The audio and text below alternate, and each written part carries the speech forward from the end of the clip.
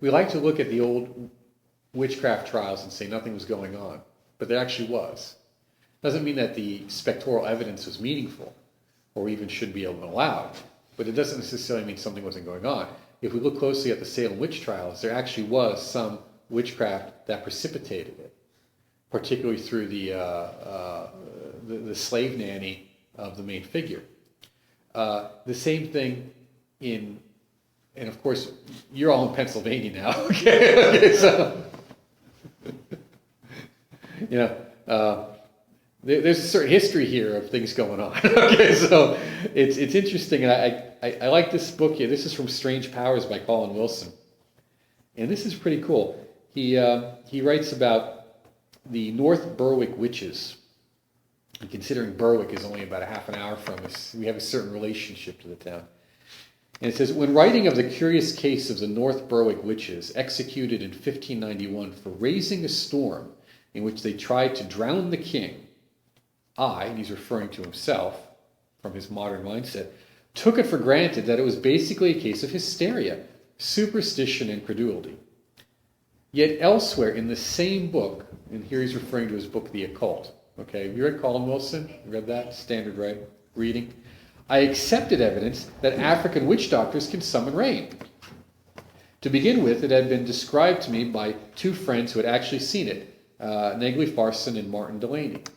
It always struck me sometime afterwards that I was being illogical in taking it for granted that the North Berwick witches were innocent. Some aspects of the case are very odd.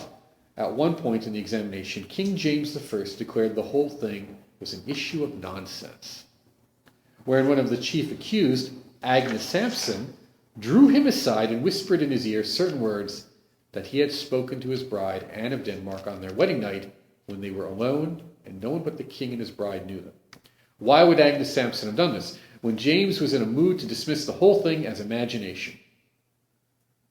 The account of the case was given by Russell Hope Robbins in his Encyclopedia of Witchcraft and Demonology in 1959, and takes it for granted that all were innocent, and praises the courage of the schoolmaster, John Fian, who confessed after torture, but later withdrew his confession and died asserting his innocence. But Robbins fails to mention the important fact that Fian was the secretary to the Earl of Bothwell, who later in life had the reputation of being a dabbler in black magic, and had every reason for intrigue against his cousin the king. And what Wilson is saying is, I simply assumed that our witches were innocent, couldn't do it, it was all imagination, but somehow was quick to believe that the African shamans could do it. And that's what we call cultural bias. And of course, his cultural bias was what? No, this doesn't happen, this doesn't happen. Oh, they did it, okay. And two friends tell me they did it, I'll believe it.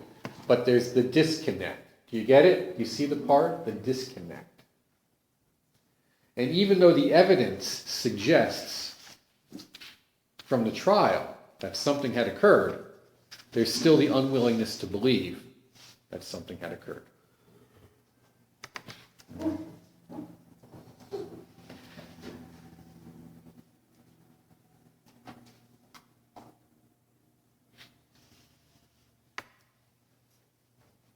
Now, one of the problems is that we have a view that views the world in good and evil. This dualism permeates our religious philosophy and is often even very subtle. When I look at, and of course I was not raised Roman Catholic, but when I look upon it, I see this strong dualism involved. You know, and as I talk to my local friends who are Catholic, it's this notion of not being good, but being protected from evil. I mean, that's the fundamental premise, right? It's don't be good, it's you need to be protected from evil. And you see this in some of the occult practices too, including a lot of the French ones, because they're so Catholically influenced. I had a ritual, and we'll be publishing it shortly, but I had to modify it because it was just so... I said to the fellows, look, you're going to invoke God and the angels and the Sephirotic stuff after doing 5 invocations of protect me from evil. And now we're going to call on... We're going to do one big long invocation to bring something good. I mean, you see the stress involved in this. Do you get it? I mean, this is... Okay? So, What we tend to do is deny that evil exists, which then we can't reconcile. Or we just look at the whole thing as crap. What we have to do is recognize there's good and evil in the cosmos, but at the same time, there is something that is beyond it. That good and evil are relative. No matter how profoundly beneficial or painful they are still relative. So we're looking for that notion of transcendence, which we simply call non-dual philosophy. And we need to begin to recognize that's what happens when you have direct experience. And that's what you see in the writings mostly of Jacob Boehme. Because he talks about that again and again, that experience of the non-dual. Okay? So, because of this strong duality, a lot of people, whenever they think of exorcism, what do they immediately think of? Not only the movie, but the only place they can go to is the Roman Catholic Church, right? And how many of you actually have ever read the Roman Ritual of Exorcism? Yeah. That's just a slugging match. I really. I read through it, but I wasn't even going to do it. Essentially, all you do is slug it out. There are other ways to deal with it. Doesn't mean they aren't problematic in their own way, but not everything is evil. A lot of the problems that people experience, larvae or parasites or hauntings or ghosts, they can be dealt with by simply meeting the needs of the invisible being. You got to learn what they are and learn to feed them and get rid of them. Kind of like when the Jehovah's Witnesses bang on your door. Got to learn to feed them and get rid of them. Mark, can you actually starve them out? Can you actually just... Yeah. Yeah? Yeah.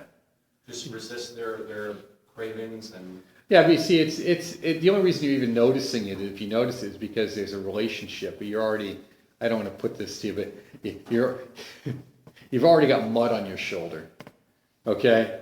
So it's a little trickier than that. Often it's the emotional confusion and guilt that gives rise to the feeding rather than the just relaxing, being okay. Remember, the negative emotions are often fear and guilt over the most basic things. That's why I say, going back to the other part about what are you here for? People are here to fulfill themselves. And if I can tell you that fulfilling yourself is great as long as you do it this way, even if it's a so-called spiritual system that control you, and if I can get you to feel guilty about your most basic instinctual desires and drives, I control you. See, I can get you to feel guilty about food, okay, but you got to eat. At some point, we take it. I can get you to feel guilty about, maybe how you treat people, but you can get around that by just learning how to be quiet or avoid people. It's, I can get you to feel guilty about sex, okay? And that's wonderful because that rebounds on itself because you'll take care of that in private, but then feel guilty about it. So it's, whatever it is. You see, so that's a great one, And for the most part, since it's biologically wired into most people for, let's say, comfortably the first 50 years of their life, okay, as a powerful force, then, that's a great one. And because it's the basic force of life itself, on the esoteric or occult level, if I can get you to feel guilty about the basic expression of life itself, man, this is just wonderful. This is a done deal. Okay? So those parasitical forces that we're talking about, larvae, they're just an expression of emotional energy. They'll go away on their own. You just clean house and pay attention to yourself and your meditations, and they'll take care of it. Yeah, they'll come back, just like dust reaccumulates. So what? It's not a big deal. Now, if you have parasitical entities like ghosts or paranormal phenomena, that's a different ballgame. But, that's like having a stray dog show up that keeps tearing apart your garbage, or sits in your living room when you get on the couch. That's a different ballgame. That has an intelligence to it. So but mostly those things that do have an intelligence, they want something. That's why they're there. They want something. Figure out what they want. And, find them a way to get satisfied and move on. And that takes some training, though. Mark, would you reference that to your discussion on witch bottles? Yeah, well, witch bottles are neat. They're a way of just getting them out of there because I think what happens is it confuses them. You know, when I've looked at my own experiences, astral projection or certain low-level psychic phenomena that I had early in the game, there's a certain confusion of reality. And I think as these beings move, that what we see fairly clearly is a little warped to them. And bright light we associate with illumination in heavenly realms. Dark we associate with, you know, the hell realms and ghost realms. Okay? They perceive light differently than us. It's just that simple. So the brighter light confuses, and also it's pulling them in their mind to because they can't remember, the rational process isn't there. Think of a dream. Think of when you had a dream and you were trying to remember something. Like you had a dream and you're trying to read something and you couldn't read it. You knew the word, but you couldn't read it. Or you tried to do basic math in a dream and you couldn't do it. That's the state they're in. So the rational process, the cognitive their awareness is there, but the rational process is very limited. That's why you have to do various occult practices, particularly around the body of light and lucid dreaming, to infuse your energetic body with the capacity to function on different levels in that realm. That's all that's about. It's about learning. I mean, Du Bois used to say, you have to learn how to do math on the astral. You have to transfer the knowledge of this realm into the invisible. We have people who are so hung up on trying to experience the invisible, and then they can't translate it here. What they don't understand is you're here to learn something to take back with you. Just as you are to learn something there in path working, and as I stress with all of you guys, and bring something back with you. Not just, whatever. Let's see.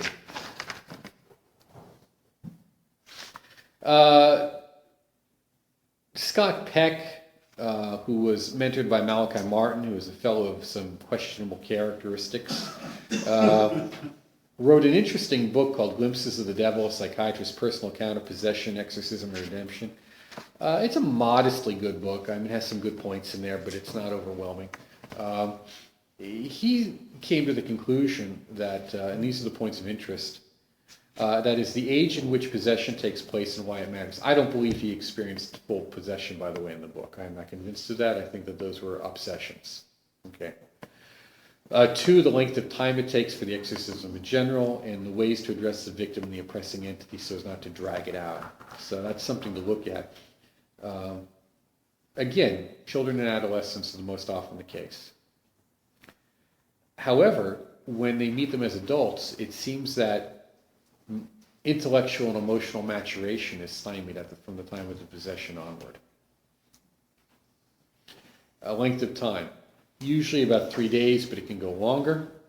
If we look at the case that The Exorcist, the movie was based on, or the book, if you read the documents around that, that took several years on and off. I think that's an example of the method. I think they should have been able to resolve that very quickly, and they were unable to because of the method. That's why, to me, the Roman ritual is, it's a uni-tool. It's not a surgical instrument. You can carry it around with you to fix a lot of problems, but sometimes you need a real tool case. Yes. Was that the actual Solomon one that he did, that he was taught to the Roman Catholics? What was this? The Solomon ritual? As if you go back towards the Temple of Solomon. Which ritual are you referring to now?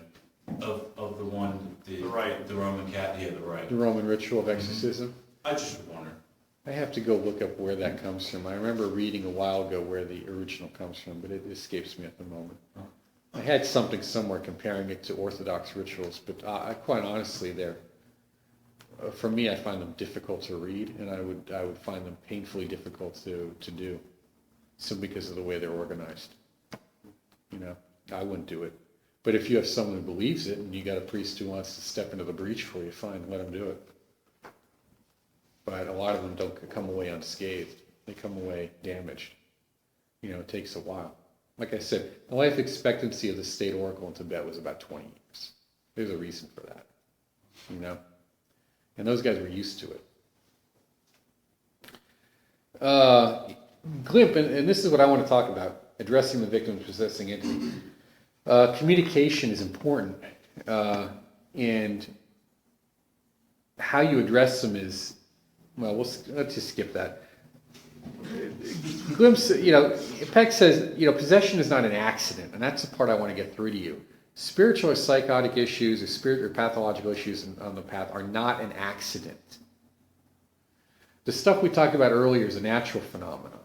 This is a natural phenomenon too when you're not on the path, but you're screwing around with it.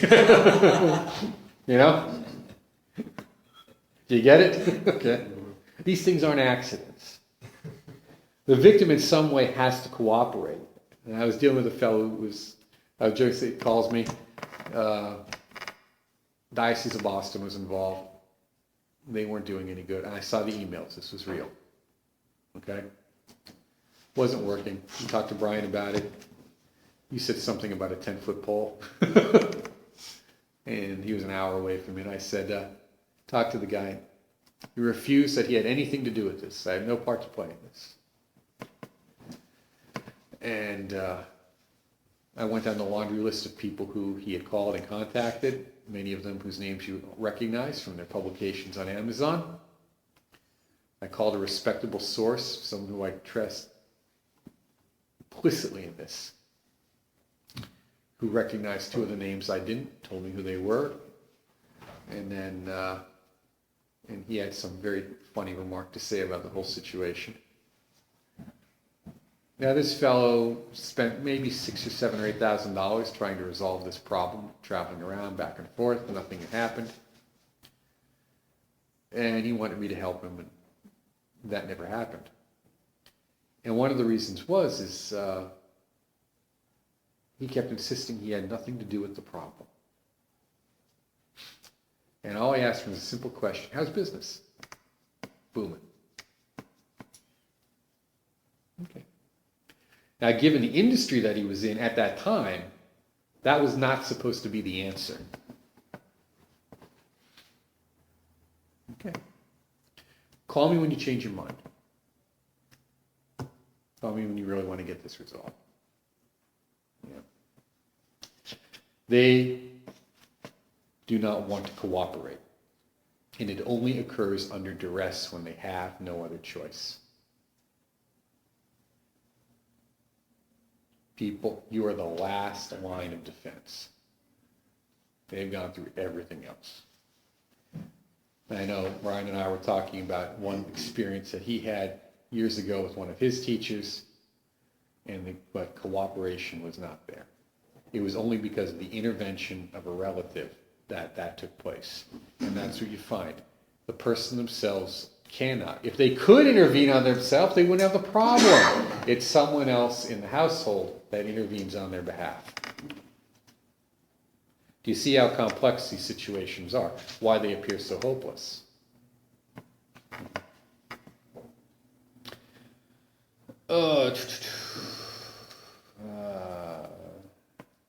There is consent. You have to understand how they consented the possession to take place, either directly or indirectly, tacitly or full-blown. It's uncertain. He's not certain even if exorcism should be performed if the individual has no support system, because he wonders what's going to happen afterwards to them. I say, if they don't have a support system, you're probably never going to hear about it. But they tend, he deals with where they fail. I think that if you're in that situation, you do what you can and let that fall where it's may. That's right, Saver. I'm in disagreement with that. Let them stay possessed. I say deal with it. Whatever happens, happens. Now, one of the areas that is also very interesting is another fellow, an MD, who began to study this is Arthur Girdham, who did a lot of work on reincarnation in the 70s, 60s and 70s. He was a British-trained medical doctor and a psychiatrist in the 1940s. And in the 60s, he began to do research on reincarnation quite by accident. That led him to begin to look at the notion of night traumas, birth trauma, family history, environmental conditions, psychic contamination, and cultural and religious predisposition towards psychic disturbances.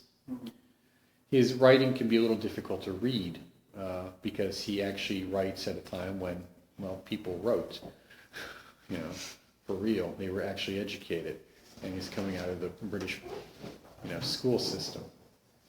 And with that, his focus was on night terrors.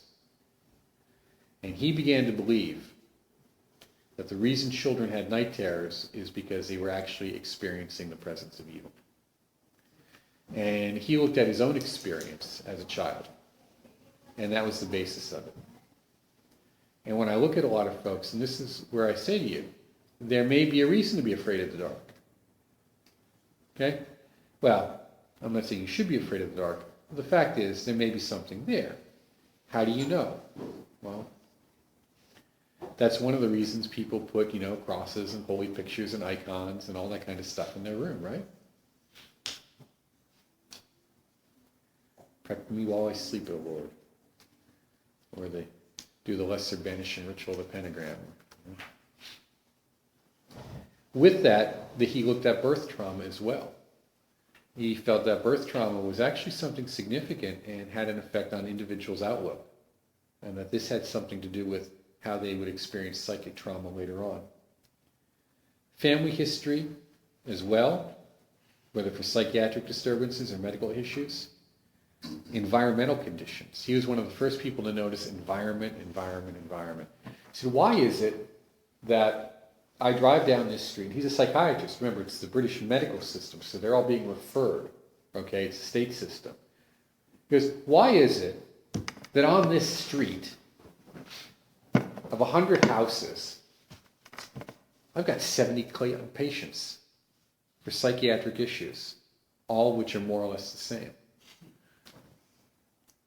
Why? Why do we see this cluster? And he looked at what they were, and he believed there was environmental psychic contamination going on, and that was the cause of it. He also noticed how people will tend to, and he had to discourage one patient. I've seen this all. Geez, we see this all the time. Oh, I've got a problem. Okay. You know what? I think I'm going to move somewhere. I'm going to get out of this house. I'm going to move to another house. And you'll get the house going, oh, geez, why don't you just stay where you're at and save the money. And he would find patients moving into houses that had similar histories or families of similar histories. The unconscious attraction to the environment was so overwhelming that they would just naturally go there.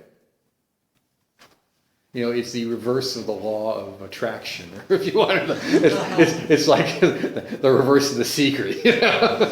Instead of consciously deciding, I said, okay, I'm in the toilet. I think I want to move to a slightly bigger, deeper toilet. And you see that kind of thing. He noticed that. He also noticed the role of physical illness. Again, nausea, vomiting, headaches, some degree nosebleeds. Would you consider convulsion into that as well? Yes, but not as often. But yes, if it's convulsions, that's more severe. Okay? And eczema. Eczema. Rash of the skin. Rashes. Which is a Naga disorder in Tibetan Indian medicine. A neurological skin venous disorder, Naga disorder. And so it usually does follow their pathways. Yeah. Yeah. And he noticed these. I have it over there, Peter Levenda's works, Sinister Forces. It's a great read. I read it, but it's the kind of thing, once you've read it, what do you do with it? You just pass it on for someone else to read. But it's a great read. But he noticed the interesting triangle of West Virginia, Kentucky, Tennessee, North Carolina, or something like that, as the hotbed for serial killers. And I jokingly said to a friend of mine who, had family in West Virginia, and he said, oh yeah, he goes, stuff gets just stuck in those hollows. And that's it. The energy moves and it gets stuck geographically. So again, whether it's like here, this area, which is a valley, how does the air move in the valley? How does the air move over it? How does the water move? All of these things play a role, not just in your house when you want to pay someone too much to do a bad feng shui analysis, but how does it actually affect the larger geography of the land? Okay? And that's what he was looking at to some degree, and I think that's worth looking at too. Yes? I'd say, not to mention, these days, at least in our country, probably others too, man-made geographic tragedies. So, coal mining, strip mining, forest deforestation, all of those things are displacing a lot of energy and making, and nature abhors a vacuum. So where there's something lush and growing, once you strip that, something else is going to occupy it. That's right. It's about the whole notion of what is there, what is it replaced with, and you see that with Jesus casting out devils. First thing he does in the Gospel of Mark, the shortest Gospel, is you see him right on the front page there, casting the demons out of the possessed man, and where do they go? He goes into the swine, and the swine go over the hill, or over the ledge into the ocean or whatever. And the notion there is, at least over the edge, the notion there is energy needs to go somewhere. So Deere describes that when he's talking about the matter of belief of the young, and how he casts out a disease from somebody and it has to go somewhere, so you put it into a tree. Yeah, you put it in the tree, or you can, the other thing is why eggs are often used in cleansing rituals. Now, when you take the egg, according to tradition, German folk magic, of this Pennsylvania German folk magic, which I'm very familiar with, which is a direct shamanic connection to old high magic. Okay, and these folks don't screw around with this stuff. Okay, you have to take the egg and you either bury it or you have to basically calcine it. Or if you're fortunate enough, you can leave it somewhere where wild animals will eat it. But you bury it, or what they used to do is put it behind old coal stoves, and then the dry heat would just basically turn it into ash in a few hours. But you would move the contamination away like you do a battery. Energy goes from high to low, that kind of thing. Speaking of which, I remember back in college, I did a paper on exorcism for one class, and so I called the Diocese of Scranton, and they put me in touch with their exorcist at St. Joe's in Philadelphia, and he spoke with me a little bit on the phone. And then I spoke to the Episcopal Church, which was, I could see them doing an exorcism today, couldn't you? Yeah. And they was tried to be helpful, but he wasn't. He was kind of funny about the whole thing in his own self-mocking way. And then I spoke to the Lutheran bishop, who put me in touch with one of their ministers down from Schuylkill County. And that's where we're getting into this territory. So I went down and I spoke with him, and I recorded the interview. And he said the problem was, he says, I just didn't believe it. There is a family and they've got problems. Not like anyone else in the congregation. I just don't believe it. So he said the father had taken this big Pennsylvania German hex sign and put it above the mantle of the doorway, and put a 6-inch nail. He puts it up there. Thing keeps getting torn down. They keep having this stuff happen. Scratches and points. So, but I do remember, I said, and then I asked a question, and he said, there is silence. And he said, the father did remember as a child being at a ritual. And I asked what was there. And of course, he's kind of looking at me a little cross-eyed, because, it's like 22 at the time. And he said, yes, there was a Bible, an open Bible, and a sword, and this stuff. And it turns out, of course, that somewhere, someone in that family, when that father was a young man, was involved in either powwow or hexerai, or some level. And the priest, or the minister, he suddenly said, okay, well, I got to do something for the family. What do I do? He calls the bishop, and the bishop says, exorcism, we don't do that stuff. which, by the way, the first people to do the exorcism for the boy in St. Louis were Lutheran ministers, the first ones. Then they brought in Catholic priests. So the bishop said, I don't know, just go do a house blessing. That should do. So he goes in, he says, I do the house blessing. And, it seems okay. And nothing's going on. I'm thinking this will be nice. We'll get to go home. He says, I get right to the end. And I say the amen. And we get to the end, right there. And he goes, the house shook. The whole house shook. It wasn't just like the, little bit of rumble like from a truck. And he said, at that point, I realized this was not like make-believe. That they weren't making it up.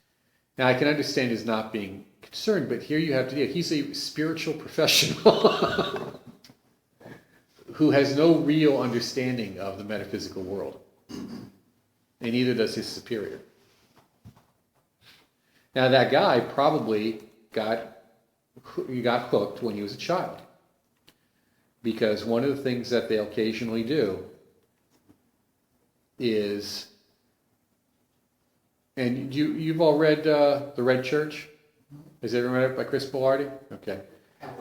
Yeah, okay. I have a paper Chris sent me. He's going to use it in one of his books. So I'll tell you the story, but he's going to tell you the details of it. And I've heard of these things. But when he was getting ordained, the Lutheran minister in this wonderful church, of course down in Schuylkill or Carbon County, south of here, asks him to speak to one of her members of the congregation, who's an older woman. Maybe, I think he said she was like 85 or 90. And she wanted to get something off her chest. So, she says, what is it? Well, when she was a very young girl, her grandmother, pulls her into the kitchen, takes her clothes off, sticks her in a chalk circle on the floor, and starts having her saying some prayers.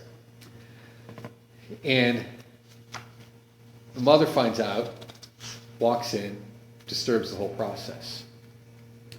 Now, what Grandma was trying to do was pass on the gift.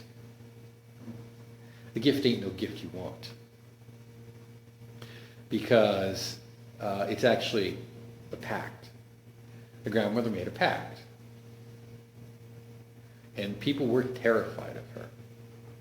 He said they actually believed that this woman swore that she saw her grandmother milk the rag.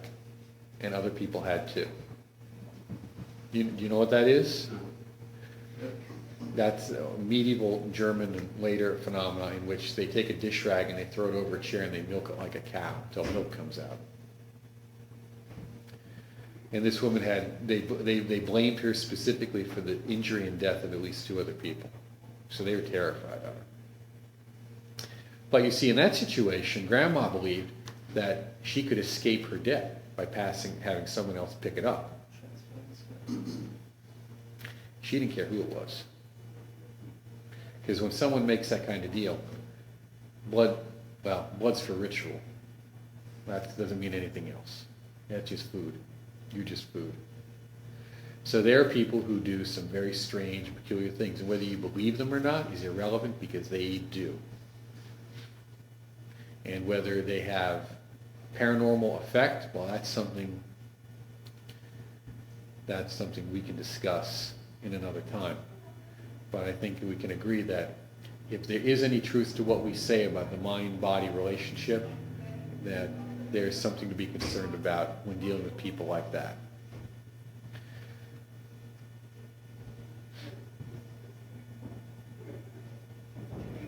William Gray is one of my favorite modern authors. And in closing, well, maybe not closing.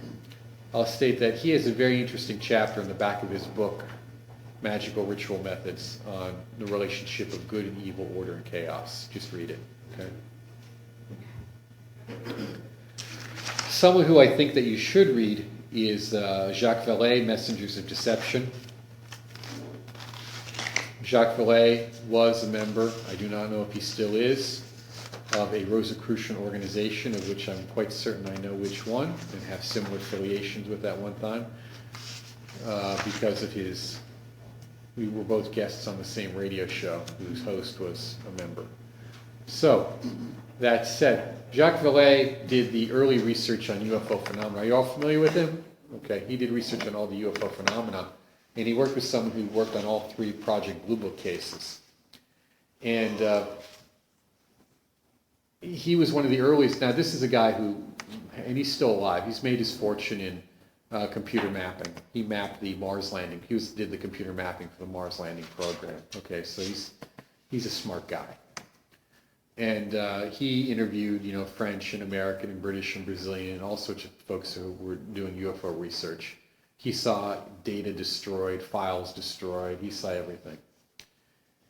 And one thing he said is, there's something about UFOs that doesn't make sense. Because the phenomena does not match the known laws of physics. And Dubuis used to say the same thing. And of course, Dubuis probably knew him. Okay. In fact, I think he did. I think we say to each other,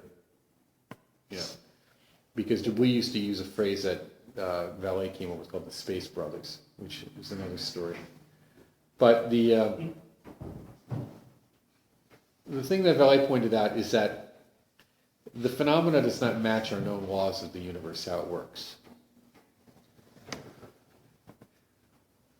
He was convinced that, and he also maps about how the UFO phenomena is both used to manipulate people and to all sorts of things. That's what Dubuis was big on. I remember saying that. He's saying, this whole thing is a lot of this UFO stuff is a manipulation. It's a distraction. But Vallée came up with the term, and I'm sure you remembered from the 4th Indiana Jones movie, the spaces in between. And this is when Vallée went from believing that extraterrestrials were from other planets to believing that these may be interdimensional beings. What? Very kind of Grant. Yeah. They're here. And he said the problem with that is that's more terrifying. So the problem with being interdimensional beings is far more terrifying. Of course, it's interesting that he and some of the people he were associated with were also associated with an esoteric order, and other people worked. So at least they had some insights.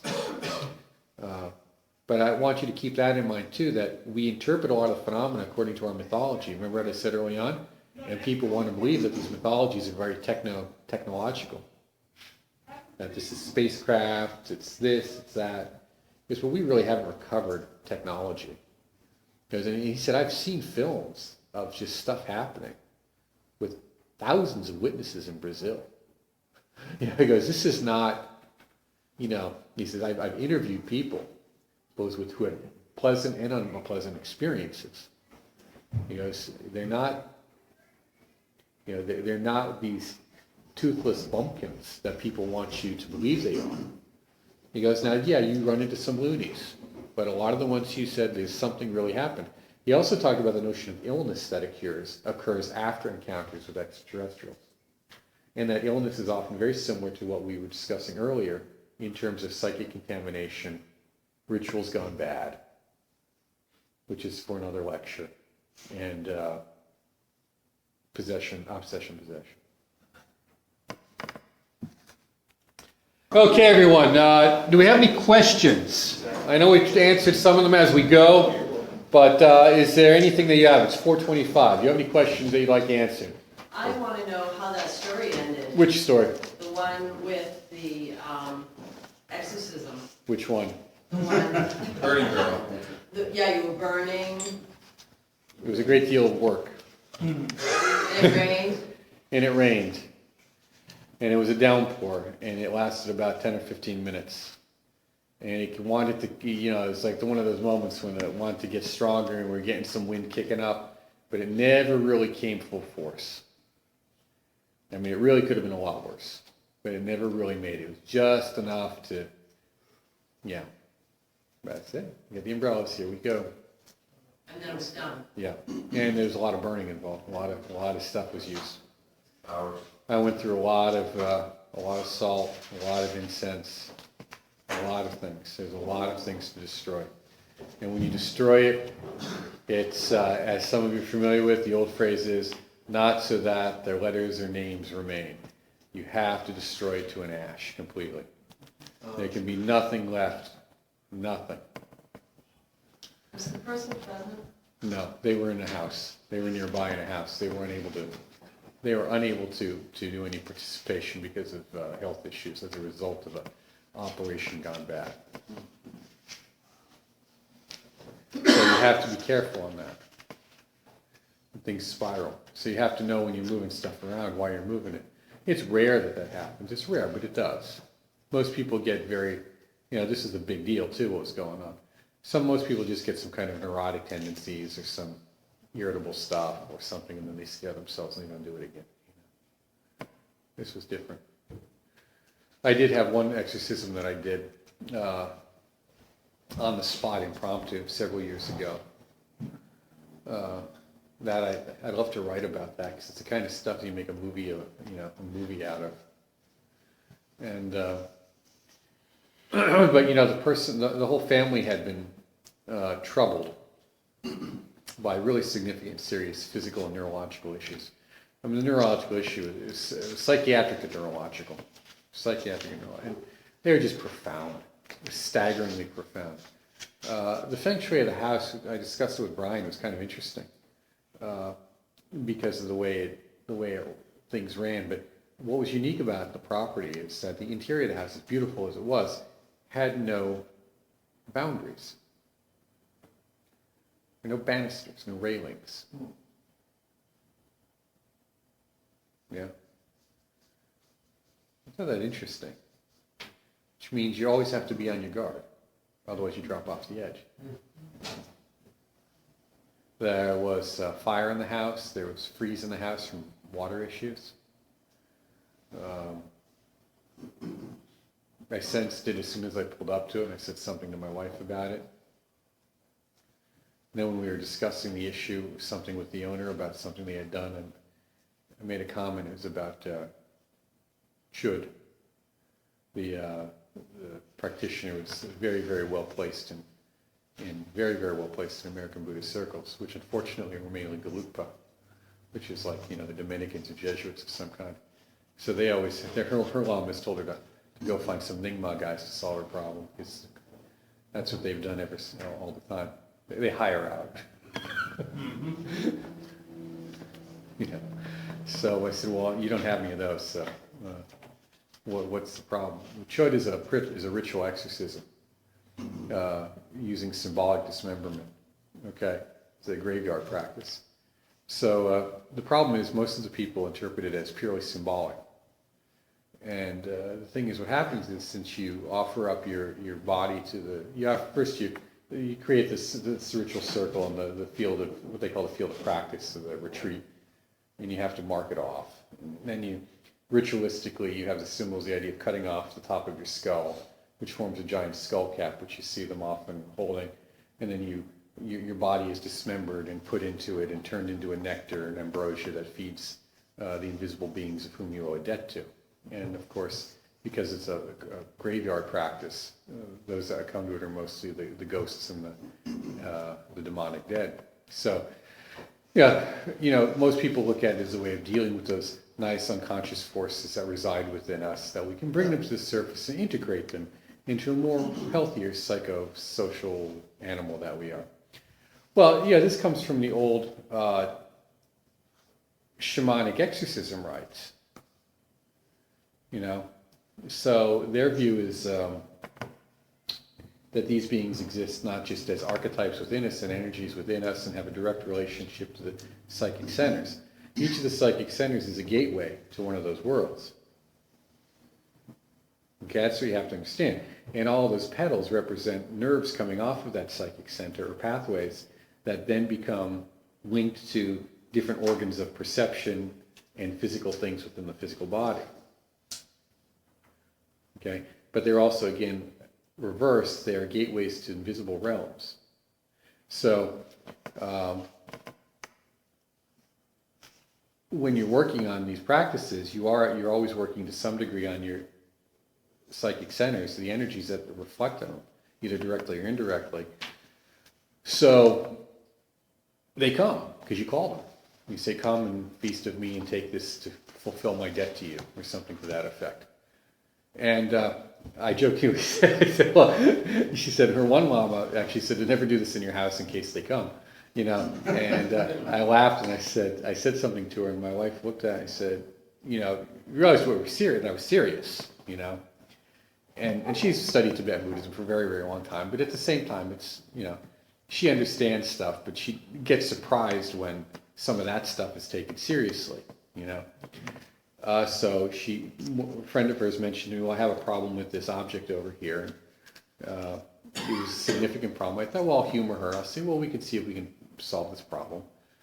And I went outside. I told her to bring me a few things, and she brought them to me. I said, you guys got on the porch. It's a nice view. So I went outside, and I'll tell you, I stood there in front of it and started to do certain prayers. And I felt the movement right around me, right in there, and it was like there was something inside the middle of my ear screaming. Not outside of it and not inside, right in the middle, and you could feel the motion. You know? Oh. Where'd you get this ball? This sphere, this black obsidian sphere. Oh, I got it at this shop in New Orleans. Oh. It gets better. That's the short version. It gets better. This is I couldn't make this kind of stupid up. Okay. I'm just not that creative. So when you see anything that I write as fiction, it's not. Okay, because I just don't have that kind of stupid in me. Okay, and I said, okay, we'll take care of it. Again, she was resistant. She didn't want to. Now, her family was plagued by serious, profound issues. But one of the more interesting issues had to do with a daughter who had a psychotic break. And I said to her, your daughter's not dead. She'll be back. And she'd been missing for quite a while. Her daughter shows up 6 months, I think, maybe a year, not quite that later, and she forgot to mention it. Now, it's interesting, you know, we tell you this all the time, they forget. Told you she'd be back. So all of these things interplay on a subtle level that we're not quite familiar with. But that object was a physical, tangible object that acted as a physical, as anchor point in the yard, and picked a better spot. You know, it just the whole thing was like, if there was a checklist of stupid, every box with a big black Sharpie, okay? And at the end, it's how do I not cooperate? How do I not cooperate? People do that a lot. They don't, you know. So, yeah, that was one, yeah. I'd just like to mention that, I mean, that Chud practice bond practitioners are primarily responsible for that. And even when initiates are taught how to do it, they literally send them out of the temple to the farthest regions that they can find. Like usually they give them regions to go, like between two precipices, you know. Deserted places. You go somewhere deserted places, nowhere near the village, nowhere near the temple, literally, because they will bring them in, and they go to these places on a regular basis, so they're marked out for that, so that, you know, these beings are actually present there. They know where they are, so they're expecting these initiates to come and to perform these rituals. So it's sort of it's tuned for that. So, but they don't do it anywhere near, even the temple. They wouldn't allow that. Interestingly enough, prior to that a visit that happened 3 days earlier, we were in Thousand Islands Park, and I was at the stone platform where Swami Vivekananda did his meditation with his disciples prior to departing to, you know, go back to India. And I sat there and I did that practice. that morning. It was 3 days earlier. So it's not like you do, and I don't even know why I did. That's a good place. It's rocky. It's out there. I'll go do it there. It's a good place, you know. And yeah, so you set energies in motion, and then they do what they do, cause and effect. If then. So not that complicated. That's why we say stay humble about it, you know, because it's pretty straightforward. I mean, I just share this with you because I think it's time that you hear about these things in a reasonable manner that is not sensational from someone who, you know, you wouldn't expect to hear this from. Yeah. I don't dress like Crowley. Right. Yeah. Yes. Yeah, that's a good thing. Yeah. Yes. So the last thing I would say, with just in general with this, I mean, it's a really good idea to, I've never gone in guns blazing. Like, my teacher would always say you don't need to kill a mosquito with a bazooka. So, you know. And he liked bazookas. And he liked bazookas. So it's like capable of bazooka, but not having to use it right away. So it's, if you start from a non-energetic platform, you're going to be amazed at the things that you find first. Mm-hmm. Because I've never ever done anything like this where there wasn't some physical clue to what was going on. Complete white bread, average, normal, middle-class family, something's going on. I guarantee you, if you I'll tell you search the house and look. In the house, something. I'll tell you what told me. We went into the library, which is very nice, and at the top on the shelf were two books that stood out because they didn't belong there, even though they were up top and inaccessible because of where they were located. One was a copy of the Golden Dawn, and the other was a copy of the Necromonicon. And I opened it up, and I noticed where the Golden Dawn was bookmarked. It was bookmarked at the Lesser Banishing Ritual of the Pentagram. And then I looked at where the Necromonicon was bookmarked, and which demon was bookmarked for it. Now, I will bet you that one of the siblings in the family was attempting to use this to fix the other sibling. There is the possibility that it's the reverse, that they belong to the sibling who went into La La Land. Not certain. But the idea of it being a banishing ritual led me to believe that that was the focus, that that was an attempt to cure the sibling. So that, I said, well, give these to me and I'll take care of them. And it's interesting because when she wrapped them, she very nicely wrapped them too, in a nice black cloth with a red ribbon that looked identical to the banner of the West, which, as you know, is used as the banner of defense against the Klopothic forces. You can't make that up. You understand? You can't make that up. And that's how she, because in the path, that blocks the paths during the initial initiations. And then you have to go back down them and you do them again and you complete them. Years ago when I was going through a neophyte ritual, the side that was the west was a Masonic hall. Now there was nothing paranormal happening, but it was symbolic. Because if you look over there where the banner of the west was, just out of nowhere, these kids came through and there was just banging on the wall, random banging right behind the banner of the west. Yeah. How symbolic. Yeah. Yeah. So there will be physical clues. They will be there if you pay attention, and they will give you an idea as to what to focus on. But you got to get your spidey senses, on tingling on that, and that happens when you're relaxed. Always happens when you're relaxed.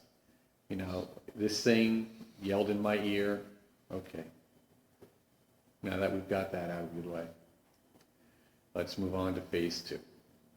And it's all relaxed. Because as soon as you lose your cool, you're done. And as soon as, now of course there is some experiences that night that my wife was very unhappy with, but recognized that this was on behalf of one of her friends who she cared about dearly, so she accepted it. But, you know, there's consequence. For every action, there's a reaction. And when you say, I'm going to take your food supply away, you know, you have to figure out how to deal with it. Can you talk, just changing the subject slightly, but talking about sort of more common possession, like addiction, the kind of energies that come in with really bad addicts who... What he was talking about there with larva. There you get larva and obsession. Larva is just the energetic muck that clings to them. It's non-personal, it's non-individualized, it's just, you know, organic muck that just seeks to, you know, propagate itself. And then you have individual entities of some kind. We don't always know what, because you have to be able to interview it to find out, but some kind of energy that, you know, wants to get greater control over this individual. Or maybe just come back for feeding purposes too. You know, it's just, you know, keeping it on tap, you know, come back and feed that, you know. Yes. You kind of touched on it a little bit, and so as... But they're very real, by the way, and that's why addiction counselors burn out. Yeah. I just want to get that through. Some people get really zapped. That's why I discourage people from doing counseling. And I had a discussion with one of my clients who is a counselor and in charge of a drug addiction program who deals with murderers. Okay, and I explained to him, you know, some things to look for physiologically, so he could know if he was under the influence. And he said, I can see where you're under that influence, and you have to be able to disengage. I'm sorry, but I wanted to finish. Okay. Well, It's kind of funny, it may pertain to my question. But, so with the fundamental basis that you've laid out, both in exorcism, defensive magic, and now spiritual sickness, as someone who constantly works with illness, you know, I find myself being taxed very often, and or you know, processing something continuously until I shut it down, do a mindfulness practice, do an OTD practice, do something to relax in a sense. And you kind of touched on that. So it's like, is it the emotional connection that we form with the patient, in a sense, the bridge then for some kind of crossover, or you know, and not being relaxed in a sense, like you start like even fundamental compassion and love. You know, that's in a sense you're not still, you're wanting to help and stay. You know? yeah, I think the question here is, and this is what you see in the helping professions. I hate that phrase because, you know, all professions are helping professions. You know, when I need a mechanic, that mechanic is my helper. Yeah.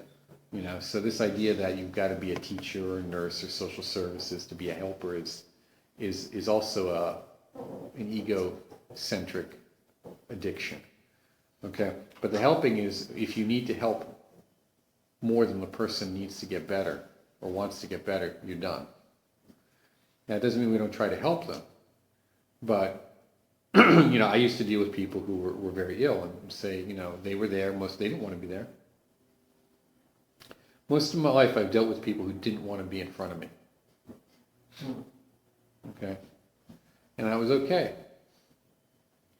Because that usually they would come around after a while. It wasn't as scary as they thought. It wasn't as bad as they thought. Oh, they liked it. They got something out of it. They didn't learn a new skill. But you cannot need to heal them more than they need to get better. Because that's your involvement in it. So you're energetically, you're emotionally committed to their healing more than they are. And that's why the taxing takes place. I think Brian can probably address this because he's in the field, and Jerry is as well, and they can probably help you with this.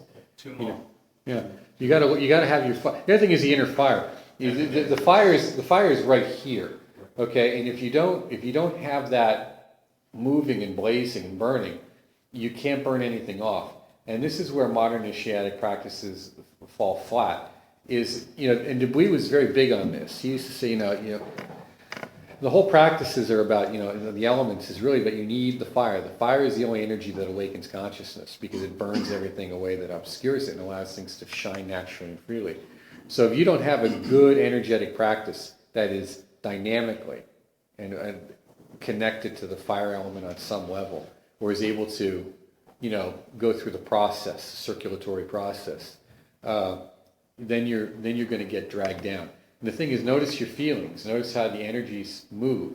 That you have the energies of the body, which we think of as fivefold, the five pranas. You call them the five pranas. You call these the five winds, okay? And if the winds, and if you feel the winds in a downward moving area, you'll feel it because it actually feels downward moving.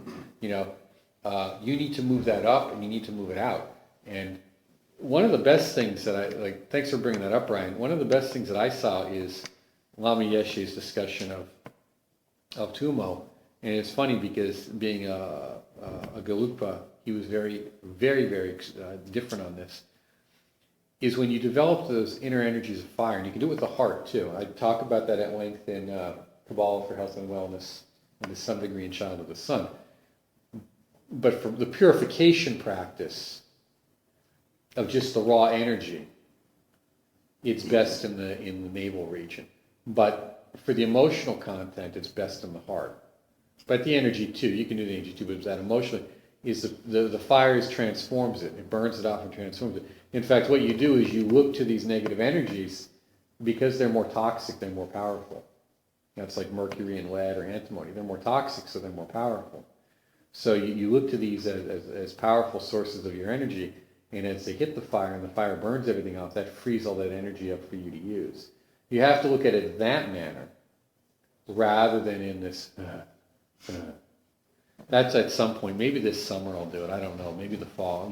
I'll have to do a seminar for you guys, a 2-day thing on that Tumo practice, inner energy thing, working with that. Because there's some very simple, very effective methods to deal with that.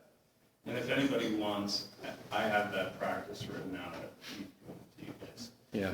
And you just email me and get his email and he'll I'll send it to you. It's not a big deal. Yeah. But any practitioner, anybody that deals with people on any level, especially in a healing level, you should be doing Tumo at least half an hour a day.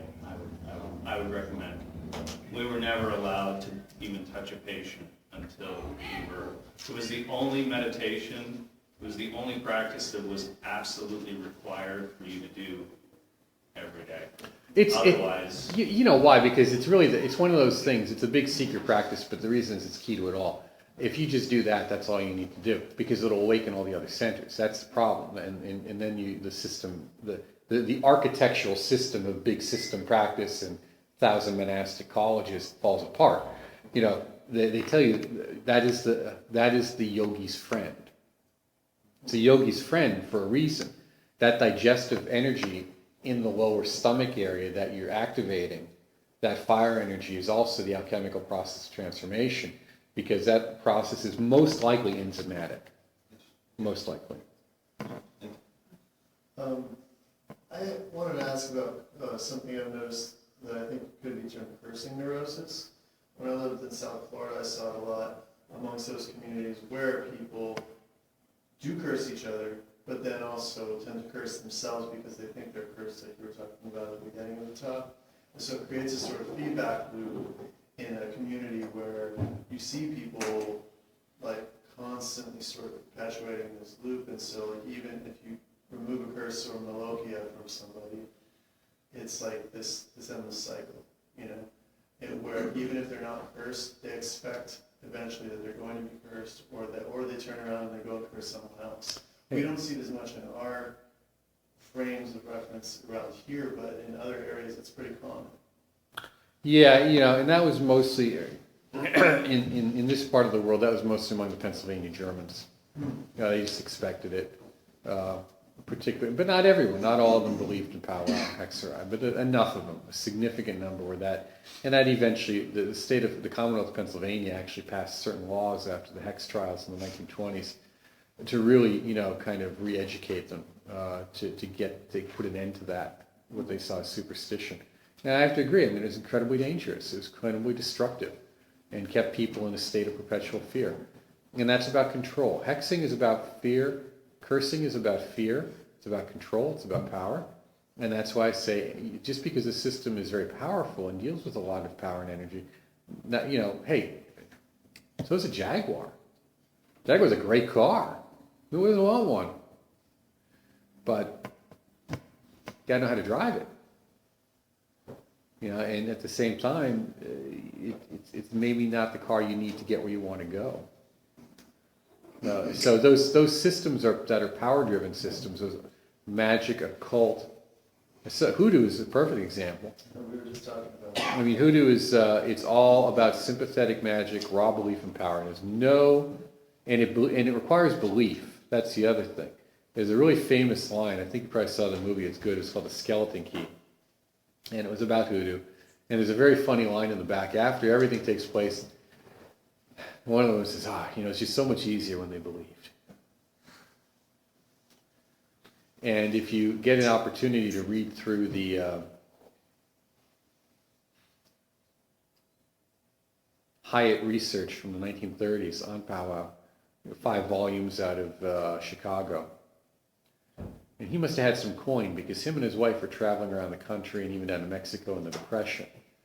And he did these recordings on wax cylinders. So these are the verbatim transcripts of his discussions with folks across the country. And the role of belief is critical. That's one of the problems, is that when we move away from a mythological mindset of Yesod into the rational mindset of Hod, magic as we understand it falls apart. That's why you see a lot of magical and occult practices that are considered very effective and efficient are among primitive and, for the most part, less technologically and educated societies, because it requires a certain mental view of faith in which the analysis, the analytical process is not as highly applied. One would say developed, but you can only develop it when you apply it, and it's not simply applied. It's directed at other things, but it's not directed at building airplanes or electric light or whatever else. So one can argue that it's not as highly developed because it does not express. And with that, but you see a profound, powerful expression of the imaginative element. And you also see a powerful expression of some of the other elements of Netzach.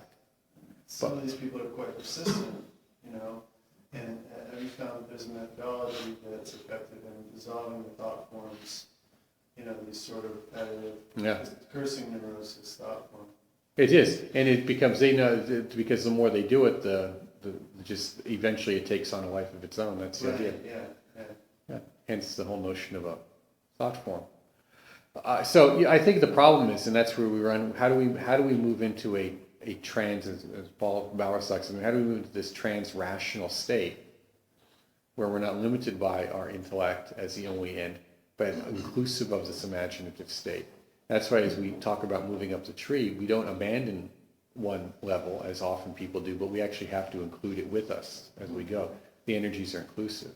It's actually the same thing that happens in the beginning, you're taught to, penetrate them or break through them or open them. But the idea is that as you do in these other stages of the practices, that all these psychic centers, because they're constructs anyhow, they don't really exist.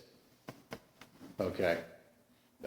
They then become absorbed one into the other as they dissolve into the psychic body. Yeah.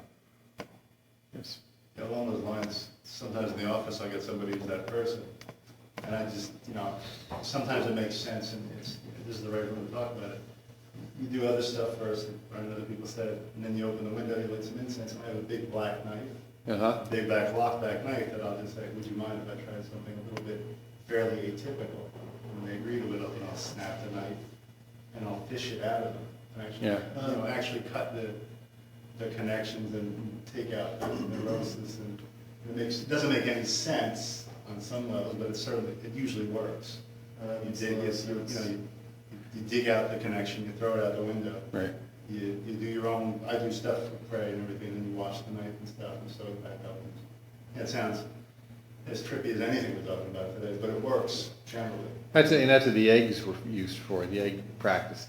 And that's a good thing. And even if it's just psychological, even if left in that state long enough, that neuroses will eventually develop into a full-blown psychic contamination. Absolutely.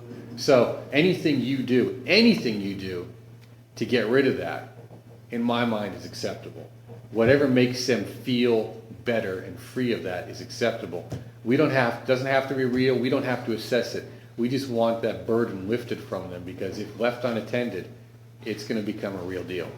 And in the moment I know when I'm doing it, it's totally real. Yeah, you treat it as real. Well, it's not Yeah. even treat, it's Yeah. like it's a level where it feels realer than real, and you just do it. Right. And it may seem, it's almost later, like, you've almost apologized, like, for being so theatrical. I said, man, I can tell you, there's an element of theater to this, but it works.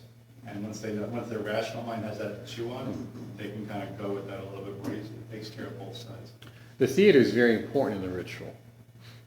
Theater is extremely important. Extremely important. Because that's how we hook in and get beyond the guardian of the threshold.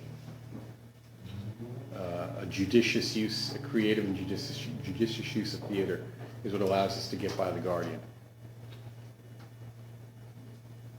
And that's what ritual is all about. Ritual's theater, to sidestep the guardian. Because when you have direct experience, you don't need ritual anymore. You use it to help others, and you use it to teach, and you even use it as part of a practice, as out of habit, but you don't need it. Paracelsus is very clear about that, as were several others. Otherwise, there'd be no such thing as direct experience. Anything else? Well, it is 5 o'clock, so I want to thank everyone for coming here today. I know you traveled a great distance, and I really hope it was worth your time. I'll certainly be here for a while. If you need me to sign anything, for your collection, or you want to get anything, we're here, and feel free to just relax and talk to one another, because I don't think they're going to kick us out. Okay? Thank you very much. Thank you. Thank you, Mark.